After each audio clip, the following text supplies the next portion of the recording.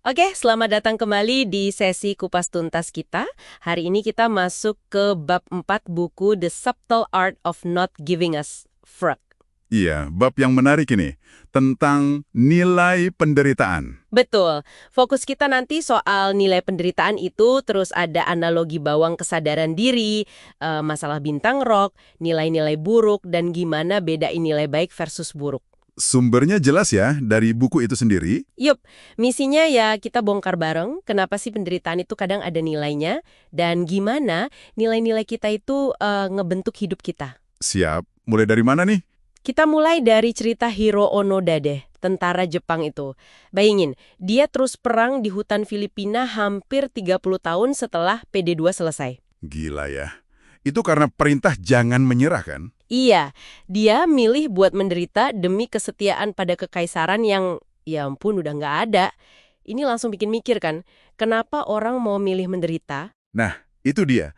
Kisah Onoda ini nunjukin banget kalau penderitaan itu bisa jadi bermakna, bisa ditahan kalau ada tujuannya, ada nilai yang dipegang teguh. Jadi penderitaan itu sendiri netral ya? Maknanya yang bikin beda. Bisa dibilang gitu. Buat Onoda, kesetiaan itu harga mati. Tapi ironisnya, pas dia balik ke Jepang modern, dia malah depresi. Oh ya, kenapa tuh? Makna perjuangannya hilang. Penderitaan puluhan tahun itu jadi kerasa, sia-sia mungkin. Di dunia yang udah beda banget. Jadi penderitaan tanpa makna itu yang bikin hancur ya? Beda sama Norio Suzuki, petualang yang nemuin dia. Dia juga milih penderitaannya sendiri kan? Betul, Suzuki kan niatnya nyari Onoda, panda liar, sama Yeti. Dia milih petualangan itu, dengan segala risikonya, penderitaan yang dipilih juga. Jadi intinya buku ini bilang penderitaan nggak bisa dihindari ya? Marisa, itu bagian dari hidup. Makanya pertanyaannya bukan gimana biar nggak menderita, tapi lebih ke saya menderita ini untuk apa sih? Untuk tujuan apa? Nilai apa yang saya kejar? Oke. Ini nyambung ke konsep kesadaran diri nggak sih? Yang kayak bawang itu? Persis. Buku ini pakai analogi bawang buat kesadaran diri. Ada lapis-lapisnya gitu. Oke, lapisan pertama apa tuh? Lapis pertama, kedengarannya simple, tapi ternyata nggak gampang. Sadar apa yang lagi dirasain. Seneng, sedih, marah, berharap. Wah, ini aja kadang susah loh. Saya aja kadang bingung. Ini lagi bete kenapa ya? Kayak ada blind spot emosi gitu. Iya banget. Banyak yang kejebak di sini. Nah, lapisan kedua, naik level nih. Mulai nanya, kenapa kita ngerasain emosi itu? Oh, jadi menghubungkan perasaan sama situasi ya. Kayak, kenapa marah? Mungkin karena ngerasa gagal capai sesuatu. Tepat. Ini udah mulai nyari akar masalahnya, menghubungkan emosi sama persepsi sukses atau gagal kita. Terus lapisan paling dalam, yang katanya paling penting. Nah, ini dia intinya. Nilai-nilai pribadi kita. Metrik atau standar yang kita pakai buat nilai diri sendiri dan orang lain. Kenapa kita anggap A itu sukses dan B itu gagal? Ini dalam banget sih. Jadi nilai kita ini yang nentuin masalah apa yang kita anggap penting. Betul. Dan kualitas masalah yang kita pilih itu yang akhirnya nentuin kualitas hidup kita. Makanya milih metrik yang benar itu krusial banget. Wah, ini nyambung ke contoh Dave Mustaine dari Megadeth dong. Iya, pas banget. Dia kan ditendang dari Metallica. Megadeth sukses besar loh, tapi dia tetap ngerasa kayak gagal gitu. Karena matriksnya selalu harus lebih sukses dari Metallica, gitu ya? Nah, dia kejebak sama perbandingan eksternal itu. Bikin tersiksa sendiri padahal bandnya sukses banget. Beda cerita sama Pete Best ya, drummer awal The Beatles. Dia juga ditendang kan? Iya, mirip awalnya. Pasti hancur lah ya. Tapi dia akhirnya bisa ubah nilai dan metriknya. Jadi gimana dia? Dia nemuin kebahagiaan bukan di popularitas kayak The Beatles, tapi di keluarga, pernikahan yang stabil, hidup yang tenang. Dia milih definisi sukses yang beda, yang lebih internal. Oke, jadi kuncinya di pemilihan nilai dan metrik ini ya?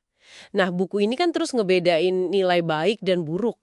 Gimana tuh bedainnya? Iya, diklasifikasiin gitu. Nilai buruk itu ciri-cirinya seringkali dangkal, kayak ngejar kesenangan sesaat terus, Contohnya? yaitu kesenangan doang, popularitas, pengen selalu bener, pengen disukai semua orang, atau kayak cuma demi kaya. Terus destruktif secara sosial, kayak pengen dominasi orang lain. Dan yang penting, nilai buruk itu biasanya nggak realistis atau di luar kendali langsung kita. Kayak tadi, popularitas. Kan tergantung orang lain. Oke. Kalau nilai yang baik gimana? Nilai baik itu kebalikannya, berbasis realitas, konstruktif secara sosial, dan yang paling penting bisa kita kontrol langsung, sifatnya internal. Contohnya apa aja tuh nilai baik? Kejujuran, meskipun kadang susah. Terus inovasi, berani coba hal baru. Kerentanan alias vulnerability, berani nunjukin sisi lemah. Membela diri sendiri atau orang lain juga masuk ya? Maksud terus harga diri, rasa ingin tahu yang besar, kreativitas, kerendahan hati. Ini semua kan pilihan tindakan dan cara berpikir yang bisa kita lakuin sekarang.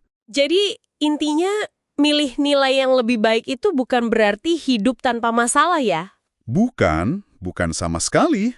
Tapi kita jadi fokus ke hal yang benar-benar penting dan bisa kita pengaruhi. Masalahnya jadi masalah yang lebih baik.